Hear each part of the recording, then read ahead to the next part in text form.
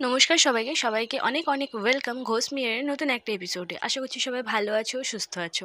আজ তোমাদের সাথে আবারও একটা নতুন ঘটনা শেয়ার করব।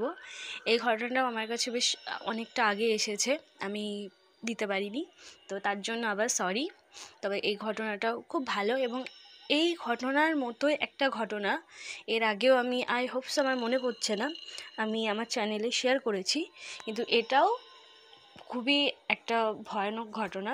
আশা করছি তোমাদের ভালো লাগবে। আর তোমরা যদি আমাকে ঘটনা পাঠাতে চাও তো লিখে মেল করে দাও ghostmirror314@gmail.com-এ। আমি ডিসক্রিপশানে সব ডিটেলস দিয়ে দেবো, তোমরা প্লিজ চেক আউট করে নিও। আচ্ছা, তো আর বেশি বকবক না করে আমি ঘটনায় যাচ্ছি। আচ্ছা, ঘটনা যে পাঠিয়েছে তার নাম সে বলেছে পারমিতা। তো ধন্যবাদ পারমিতা তোমাকে অনেক অনেক, যে তুমি আমার ঘোষ মিয়ার এই চ্যানেলের জন্য একটা এত সুন্দর ঘটনা তুমি আমাদেরকে পাঠিয়েছো। তো তোমরা একটু ভালো করে হেডফোন কানে দিয়ে নাও এবং ভালো করে ঘটনাটা শোনো। ঘটনা শুরু করছি পারমিতার ভাষায়। হ্যালো, আমি পারমিতা। আমি তোমার বেশ কয়েকটা এপিসোড দেখেছি এবং আমারও মনে হয়েছে যে একটা ঘটনা আমার পাঠানো দরকার।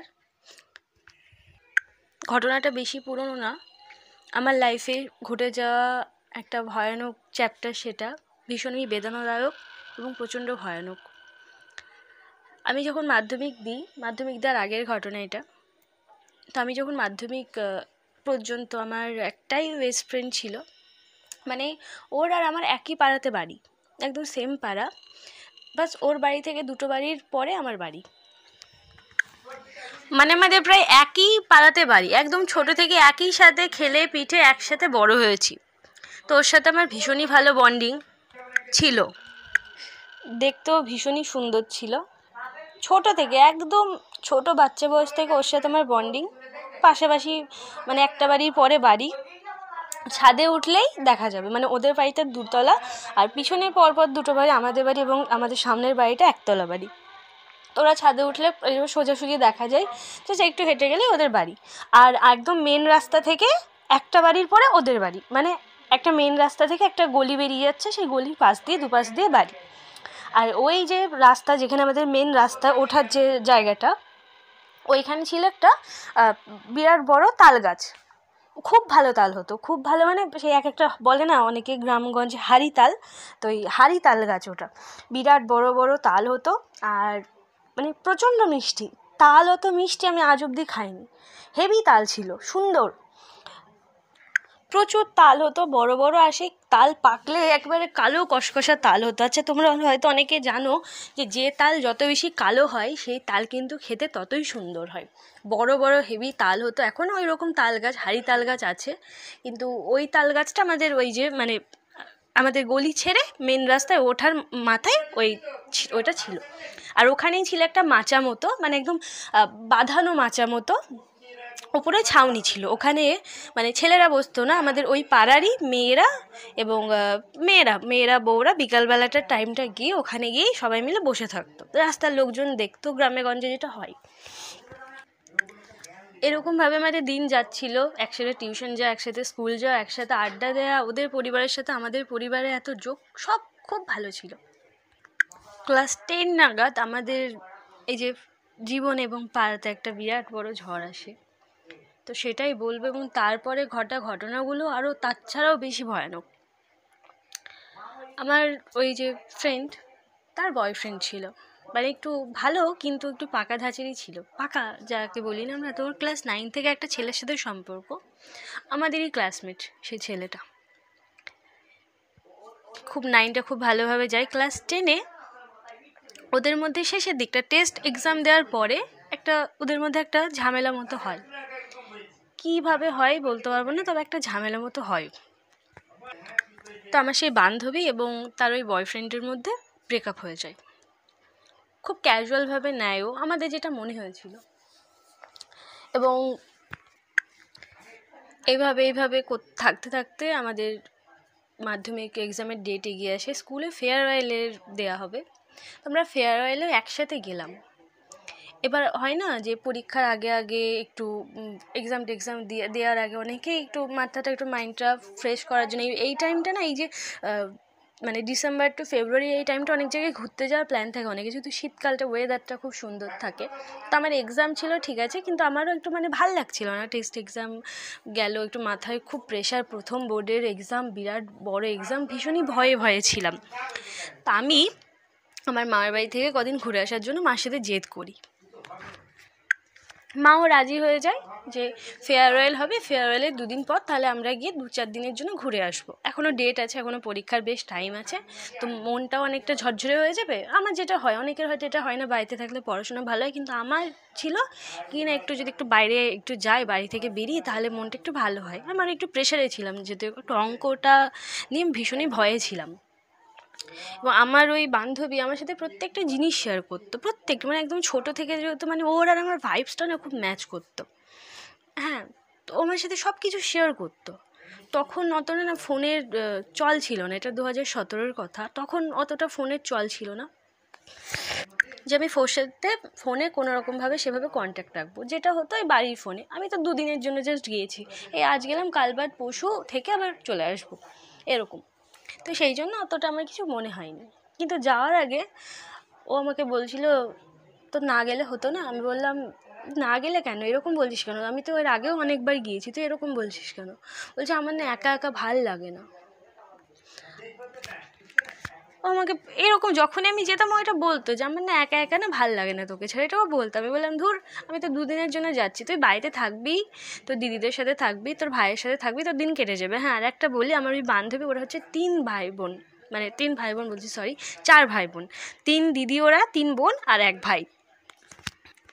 মানে ওর পরপর ওর যে পরপর ওরা 3টে মেয়ে, তারপরে ওর ছোট ভাই, মানে প্রচণ্ড আদরের ভাই, যেহেতু 3টে মেয়ের পর একটা ছেলে, প্রচণ্ড আদরের, মূলত একটা ছেলের জন্যই আর কি বারবার ওর মা বাবা আর কি ট্রাই করতে থাকে। তো 4 নম্বর বেলায় গিয়ে ওর একটা ভাই হয়, প্রচণ্ড আদরের ভাই। ওরা 3 দিদি ওকে একদম চোখে হারাতো। তো যেহেতু বাড়িটা একটা জমজমাট পরিবেশ, এরকম 4 ভাই বোন, মা বাবা ঠাম্মা দাদু, তো একদম খুব ভালোভাবে একদম ওর সময় কেটে যাবে। এবং এমনকি আমিও আমাদের বাড়ি ছাড়া ওদের বাড়িতে গিয়ে বেশি মজা করতাম, কারণ সবাই মিলে থাকতাম। হ্যাঁ, তো গল্প সল্প খুব ভালো হতো। আর আমাদের বাড়িটাও জয়েন্ট ফ্যামিলি, আমার কাকা কাকিমা বুনু, আমার ভাই ঠাম্মা দাদু সবাই, মানে সবাই একসাথে, জেঠুরা সবাই একসাথে, মানে ভারী আলাদা হলেও কিন্তু বাড়ি সবার এক, কোনো রকম পার্টিশন টার্টিশন কিছু নেই। তো আমাদের বাড়িটাও খুব জমজমাট ছিল, কিন্তু আমার ওদের বাড়িতে গিয়ে ভালো লাগতো, ও আসতো আমাদের বাড়িতে। তো আমি এরকম মায়ের বাড়ি গেলাম, এটা ফেয়ারওয়েলের 1 দিন পরের কথা। আমি যাওয়ার আগে বুঝতে পারি ওর মনটা খুব মন মরা হয়ে আছে। আমি বললাম, কেন রে, তোর এরকম মুখটা এরকম শুকনো শুকনো লাগছে কেন? তো ওর বললো যে এরকম পরীক্ষা আসছে, পরীক্ষার প্রেশারের জন্য এরকম মনে হচ্ছে। তা আমিও সেটা সত্যিই ভেবেনি, কারণ সত্যিই তাই, পরীক্ষার প্রেশারের জন্য ওরকম লাগছে। আমাদের অঙ্কটা নিয়ে দুজনেরই ভীষণ ভয় ছিল যে অঙ্কটায় কী হবে, হ্যাঁ যদি এরকম বাই চান্স ব্যাক আসে তো তখন মান সম্মানের একটা ব্যাপার হয়তো লাগেই না, স্বাভাবিক কথা এটা। তা বললাম, ভয় পাস না, যা হবে দেখা যাবে, একটু ভালো করে প্র্যাকটিস কর, ঠিক হয়ে যাবে। অতটাও ছিল না, ভয় ছিল না জিনিসটার প্রতি। তা আমি ওর সাথে কথা বলে আমি এরকম সকালবেলার দিকে মামার বাড়ির জন্য বেরিয়ে যাই। সকালবেলার দিকে মামার বাড়ির জন্য বেরিয়ে যাই, ঠিক সেই দিনই ওর যে মেজদি, তার ছিল একটা কম্পিটিটিভ এক্সামের পরীক্ষা। তো ওই মেজদির কম্পিটিটিভ এক্সামের জন্য ওর মা ওর দিদিকে হচ্ছে গিয়ে পরীক্ষা দিতে নিয়ে যায়, এবং সাথে ওর ভাইকেও নিয়ে যায়। ওর বাবা বাড়িতে থাকে না, বাড়িতে আসে সেই রাতের বেলায়। ওর বাবার হচ্ছে দুধের ব্যবসা, দুধ পনির ঘি, মানে দুধের যাবতীয় জিনিসের এইসবের ব্যবসা। তোর বাবা সেই রাতে বাড়িতে আসে, পুরো দিনই থাকে না, খাবার গিয়ে দিয়ে আসতে হয়, কি কিনে খেয়ে নেয়, এরকম দিয়েও আসতে হয় না, যেদিন বলা হয় তো সেদিন দিয়ে আসতে হয়। আর ওর বদ্দি গিয়েছিল ওর হচ্ছে গিয়ে জেঠুর বাড়িতে, ওর জেঠুর ছেলের বার্থডে ছিল, তো ওরও যাওয়ার কথা ছিল। বাড়ি ওর মা বলে গিয়েছিল তোরা তালা টালা মেরে চলে যাবি, এরকম তোরা একেবারে আমি আসবো তারপরে ফোন করবো, তোদেরকে ওই পার্কে এক পার্কে নিয়ে চলে আসবো। তোর বদ্দি সেরকমই ভেবেছে, কিন্তু ও কোনো কারণবশত শরীর খারাপের অজুহাত দিয়ে ওর বদ্দিকে বলে, না তুই যা, আমার একা ভাল লাগছে না, আমার শরীরটা খারাপ লাগছে, তুই যা, তুই জেঠুর বাড়িতে যা। তোর বদ্দি প্রচুর বলার পরে ওর বদ্দি যেটা রাজি হয়। ওদের বাড়ির মধ্যে যেহেতু সব ভালো ঘেরাঘুরো বাড়ি, তো বললো তাহলে তুই দরজা টরজা একদম বাইরে থেকে ভিতর থেকে সব লাগিয়ে দিয়ে তুই ঘরের মধ্যেই থাক। ওর কাছে একটা ফোন দিয়ে যায়, ওর কাছে ফোন ছিল অলরেডি, একটা সুইচ ফোন। হ্যাঁ, ওর যেহেতু দিদি এটা ফোন ব্যবহার করতো, তো ওর কাছে একটা ফোন সুইচ ফোন ছিল আগে করে, ওর কাছে ফোনটা দিয়ে যাই, বলে যে কোনো সমস্যা হলে ফোন টোন করবি। ওর সাথে এমনিও ফোন ছিল। ওর দিদি ওই 11টা 11:30 নাগাদ বেরিয়ে যায়, এবং আমার মামার বাড়ির জন্য বেরিয়ে যায়। ওর বাবা বাড়িতে নেই, ওর মা, ভাই, দিদি, ওর দিদির কম্পিটিটিভ এক্সামের জন্য সাথে গিয়েছে। ও বাড়িতে পুরো ফাঁকা। আর আচ্ছা, তোমরা একটা হয়তো প্রবাদ বাক্য শুনেছো, শূন্য মস্তিষ্ক শয়তানের বাসা। ওর শূন্য মস্তিষ্ক কি আমি বলতে পারবো না, তবে ওই যে ফাঁকা বাড়ি ওটাই ওকে গ্রাস করেছে। এই যে ওর বয়ফ্রেন্ডের সাথে ওর ব্রেকআপ হয়, একটা ক্লাস 10-এ পড়া মেয়ের, হ্যাঁ, প্রত্যেকের সাথে যদি বাড়ি ভরা মানুষজন, বন্ধু বান্ধব এদের সাথে থেকে না, ওর সেই জিনিসটা অতটা এফেক্ট পড়েনি। যখনই ও একা হয়ে গেছে তখনই এই জিনিসটাকে একদম গিলে ফেলেছে। আর একটা জিনিস বলি, ওর বয়ফ্রেন্ডের সাথে ব্রেকআপ হওয়ার পরেও ওকে অনেকজন, ওর বয়ফ্রেন্ডের যেসব বন্ধু বান্ধবরা ছিল, এমনকি আমাদেরও ফ্রেন্ড সার্কেলের কিছু মেয়ে ফ্রেন্ড ওকে অনেক কথা বলেছিল যে অত ভালো ছেলেকে তুই ছেড়ে দিলি এরকম, কিন্তু যে ভিতরকার কী ব্যাপার কেউই জানতে চায় না। ওরা সবাই আমার সেই বান্ধবীকেই দোষারোপ করেছিল, এগুলো আমরা পরে জানতে পেরেছি। আমার চোখটা না তেমন সেদিন না কেমন লাফাচ্ছিল মামার বাড়ি যেতে যেতে। আমার মামার বাড়িটা অনেকটা দূরে, জার্নি করে ট্রেনে বাসে যেতে প্রায় 3 ঘন্টা টাইম লেগে যায়। হ্যাঁ, মনটা কেমন যেন ডাকছিল, কিন্তু দুদিন আগেই ঠিক লাগছিল, আজকে যেন যেতে গিয়ে কেমন মনটা ডাকছিল। তাও সব বেরিয়ে টেরে আবার কে অত ভাবে, আমি চলে গিয়েছি আমার বান্ধবীর সাথে দেখা করে। যাওয়ার পরে আমার ঠিক সন্ধ্যে 6টা নাগাদ, মানে জার্নি করে গিয়েছে এতটা রাস্তা, আবার গিয়ে না আমি খেয়েটাই ঘুমিয়ে আছি। আমি সন্ধ্যে 6টা নাগাদ আমার মা আমাকে ডাকছে, ডেকে বলছে তোর বাবা না নিতে আসছে আমাদেরকে, ঠিক আছে তুই রেডি হয়ে নে। আমি হতবাক হয়ে গেছি যে বাবা নিতে আসছে, এই তো আসলাম, আবার বাবা নিতে আসছে মানে। আমি না প্রথম প্রচণ্ড ঘাবড়ে গেছি, এরকম কোনোদিনও হয়নি যে আমরা মামার বাড়ি গিয়েছি যে বাবা ফট করে নিতে চলে এসেছে। আমার বাবার ছিল হচ্ছে জলের ব্যবসা, তো ছোটো সেই হাতি গাড়িগুলো বলিলাম, ওই গাড়ি ছিল বাবার, তো ওই রকমই লোক দিয়ে খাটাতো, তো ওই গাড়ি দিয়েই বাবা বললো যে এরকম আমাদেরকে নিতে আসছে। আমি কেন, কী হয়েছে, মা আমাকে বলতে চাইলো না, বললো যে যেতে হবে বাড়ি, একটু সমস্যা হয়েছে চ। মার মুখ চোখ খুব থমথমে, মা আমাকে বললো না, কারণ আমি প্রচণ্ড জায়গাতে কান্নাকাটি করবো, কী হবে রাস্তায় না হবে, তার জন্য মা আমাকে কিছু বলেনি। আমি কিন্তু বুঝতে পারছি একটা বড় কিছু ঘটেছে। আমি মাকে খুব বারবার সাধছি, মা বলো না। মা বললো গিয়েই দেখতে পারবি।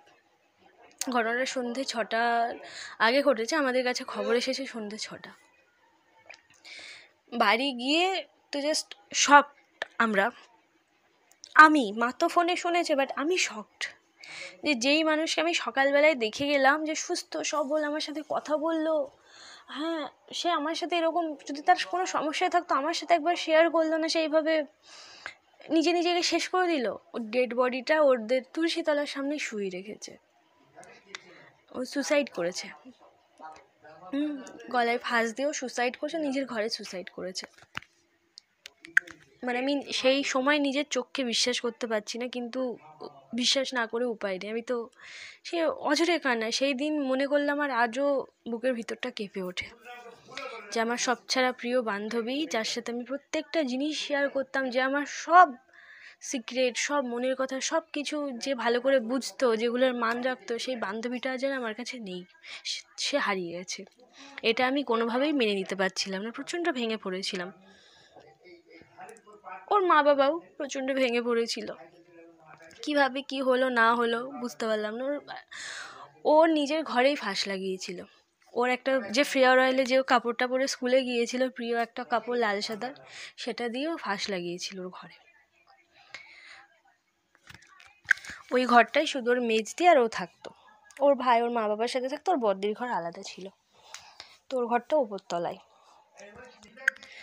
পুরো পাড়াতে যেন একটা শোকের ছায়া নেমে আসলো না, এরকম একটা ইয়াং তত্তাজা মেয়ে, যার এখনো জীবনের মানে অর্ধেকটাও শেষ হয়নি, যার এখন পুরো জীবনটা পড়ে আছে, তার এখনো মাধ্যমিক দেওয়া হলো না, সেরকম একটা মেয়ে এরকম একটা ভুল সিদ্ধান্ত নিয়ে পৃথিবী ছেড়ে চলে গেল। খুব কষ্ট করে নিজেকে সামলে নিয়ে সেদিন তো আর রাতে ঘুমোতে পারিনি। আমার মা বাবা সবাই ওদের বাড়িতেই ছিল, যেহেতু তাদেরকে সামলাতে হবে। মা বাবা প্রচণ্ড ভেঙে পড়েছিল, ওর সবাই, ওর দিদিরা সবাই ভেঙে পড়েছিল। ওর মা বাবাকে তো একদম সামলানো যাচ্ছিল না। ও ছিল ছোট মেয়ে, ছোট ভাই আছে, ও ছিল ছোট মেয়ে, ছোট মেয়ে ছোট ছেলে এদের না আলাদা আদরটা একটু আলাদাই হয়। আমি বলছি না যে তার বড় বা মেজো এদেরকে ভালোবাসে না, কিন্তু এগুলো না বলে না কুলের ছেলে, তো সেরকমই ছিল। আর ওর মা না ওর মানে আমার বান্ধবীকে খুব ভালোবাসতো, প্রচণ্ড ভালোবাসতো। মনের কষ্টটা বোঝেনি, তো আমরাও তো বুঝতে পারি না, আর কি করা যাবে। যেহেতু অপঘাতে মৃত্যু, ও নিজে সুসাইড করেছে, তো 3 দিনে কাজ হবে। হ্যাঁ, তো সেদিনই ওর শ্রাদ্ধ শান্তি করে দেওয়া হয়। মানে শ্রাদ্ধ শান্তি বলতে সেদিন ওর শবদাহ করা হয়। শবদাহ করতে করতে বাড়ি আসতে আসতে ওদের প্রায় ভোর। হ্যাঁ, খুব দেরি হয়। সব পোস্টমর্টেম করার কথা সবাই যদি এখন মানে ওর মা বাবা না চায়নি যে ওর পোস্টমর্টেমটা হোক কেন চায়নি, কারণ হচ্ছে গিয়ে আবার মেয়ের শরীরটা নিয়ে আবার কাটাছেঁড়া করা হবে। ওরা তো একটা নোট পেয়েছে যে ও নিজে এরকম সুসাইড করেছে। হ্যাঁ, তো ওর ঘরে, নিজের ঘরে ওর যে বুকে যে হচ্ছে মানে বুক শেলফ, যেটা টেবিল, ওর যে স্টাডি টেবিল, সেখানে এটা পাওয়া গিয়েছে। বুক সেলসের ভিতরে স্টাডি টেবিল, মানে স্টাডি টেবিলের পাশেই বুক সেলস, ওখানে পাওয়া গিয়েছে। মানে ও বুক সেলসে না সাটিয়ে রেখে গিয়েছিল ওর যে নোটটা, যে স্ব ইচ্ছা এরকম সুসাইড করছে। সেই দিন ওর শবদাহ করে আসার পর থেকে এই যে 2টো দিন মানে আমাদের সাথে যা ঘটেছিল ওদের বাড়িতে আমাদের সাথে, সেগুলোই বলবো। তো আমি তো কোনোরকমভাবে নিজেকে সামলে নিয়েছি, সামলাতে না পারলে আমাকে তো করতে হবে, সামনেই পরীক্ষা, এরকমভাবে ভেঙে পড়লে হবে না। বাড়ি থেকে প্রচুর বোঝায় আমাকে, তাও ভেঙে পড়েছি আমি। তো আমি বাথরুমে স্নান করতে যাচ্ছি, মানে আমি কোনো জায়গায় একা থাকতে পারছি না আমার নিজের বাড়িতে। আমি বাথরুমে স্নান করতে যাচ্ছি, ওর হচ্ছে আমার পিছনে দাঁড়িয়ে আছে ও। আমি শুয়ে আছি ঘরে, সারাক্ষণ তার মা বাবার সাথে থাকতে পারবে না, ঘরে শুয়ে আছি, মনে হচ্ছে পিছনে আছে। মানে একটা অনুভব, যেখানে আমার ঘরে না গরম থাকে, কারণ হচ্ছে কি আমার না ওই 2 দিক দিয়ে জানলা, 2 দিক দিয়ে প্রচণ্ড রোদ আসে আমার ঘরে, তো ঘরটা গরম হয়েই থাকে আমার প্রায়। আর ফেব্রুয়ারি মাস খুব একটা গরম না থাকলেও মানে সেইবার ধর খুব গরম লাগছিল ফেব্রুয়ারি মাসের দিকেও, হঠাৎ করেই গরম পড়ে গিয়েছিলো। তো অত গরমের মধ্যেও হ্যাঁ, আমার ঘরে ঢুকলেই মনে হচ্ছে যেন আমার ঘরটা ঠান্ডা, মনে হচ্ছে যেন এসি চালানো, এতটা একটা ফিল হচ্ছে। ঘরের মধ্যে যেন আলাদাই একটা আষ্টে গন্ধ, কী যে একটা অনুভূতি, সেটা বলে বোঝানো যাবে না। একটা গুমসে গন্ধ একটা ঘরে। রাতে শুয়ে থাকছি, রাতে আমার মা আছে আমার পাশে, আমার মা আছে, এরকম ঘটনা ঘটেছে বলে আমার জেঠি আছে, আমার জেঠি আমার মা দুদিকে, মানে আমাকে মিডিলে রেখে শুয়ে আছে। হ্যাঁ, আমার তাও মনে হচ্ছে যেন আমার মাথার কাছে কেউ বসে আছে। আমি ঘুমিয়ে আমি বুঝতে পারছি আমার মাথার কাছে কেউ বসে আছে। আমার মা বাবাও কিছু সন্দেহ করেছে, কিছু একটা আন্দাজ করেছে, সেই জন্যই আমাকে না একা একা ছাড়েনি। আমাকে আমি একা ঘরে শুতাম, তো মা বাবা আমার সাথে শুতো, একটা মানে আমার মা জেঠি এরাও আমার সাথে শুতো, ওরাও কিছু একটা অনুভব করেছিল। তো আমার সাথে তো যা হলো, আমি এটা আমারটা বাদই দিলাম। ঘটনা ঘটেছে ওদের বাড়িতে, সে এবার জঘন্য ঘটনা। মানে ও তো আর মানুষ নেই, তো ও না এখন কাউকে একটা টানতে যাচ্ছিল, এটা আমি পরিষ্কার আমরা বুঝতে পেরেছি। কেননা ওদের যে প্রথম দিন যেদিন ওদের শবদাহ করে আসা হয়, তো বাড়িতেও এরকম ফাঁকা তো রাখতে হয় না। হ্যাঁ, তো আমরা বাড়িতে ওদের ওপর তলায় কেউ নেই, আমরা নিচ তলাতে ওর ঠাম্মা দাদু মানে হ্যাঁ, তারপরে আমরা পাড়ার কয়েকজন না ওদের ঘরটা আমরা এরকম নিচের ঘরে আমরা বসে আছি। ওপরটা লাগানো, পুরো লাগানো ওপরটা, মানে সিঁড়ি দিয়ে ওঠার মুখেও না দরজা আছে, তো দরজা পুরো লাগানো, উপরে কেউ নেই। হ্যাঁ, একটা ভয় তো লাগেই না, কেউ নেই, আর সবাই গিয়েছে এরকম শব্দ করতে।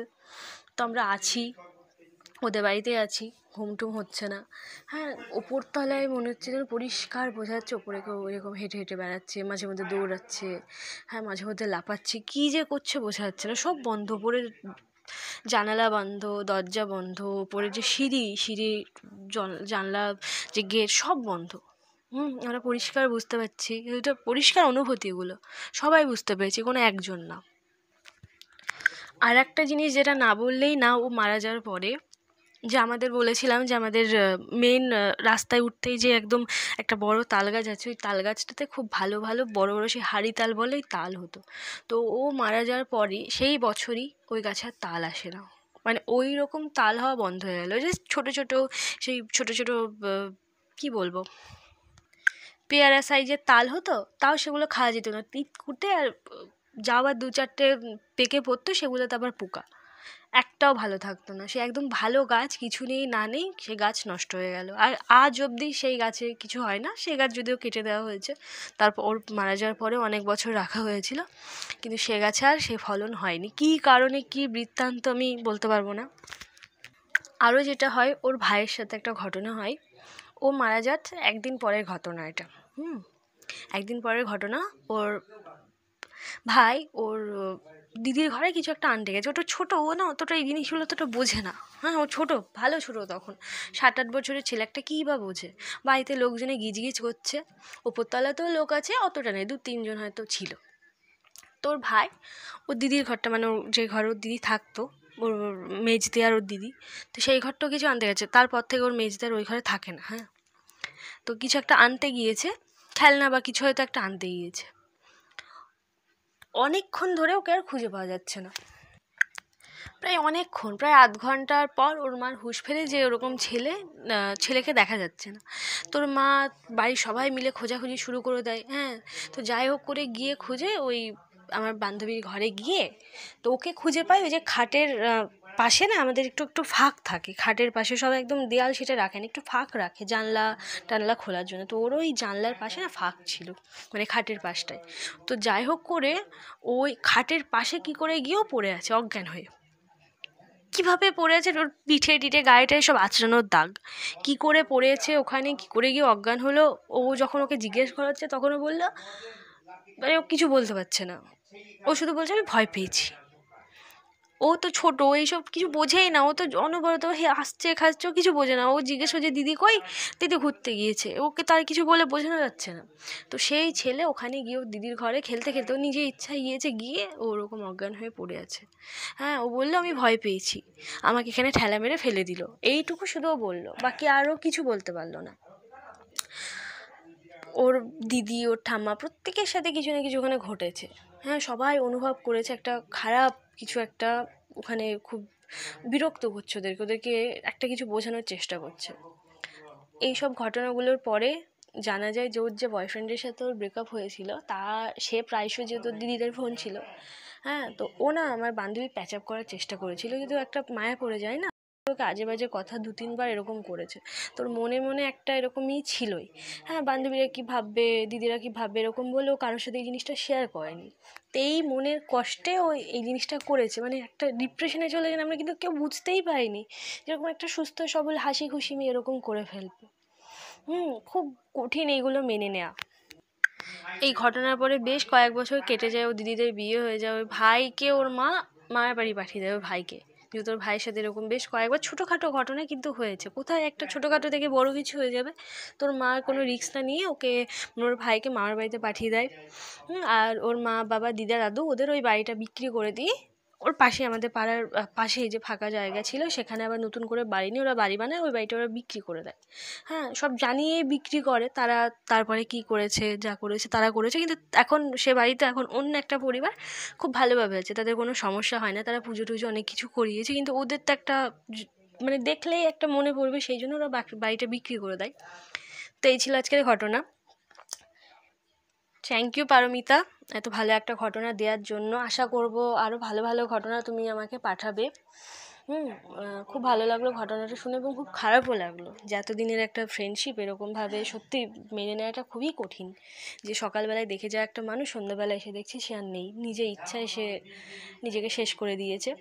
আচ্ছা, তো আর বেশি গল্পটাকে লেন্দি করবো না। তোমাদের কাছেও যদি এরকম ঘটনা থাকে তো তোমরা আমাকে পাঠিয়ে দাও ঘোষমিয়া314@gmail.com-এ।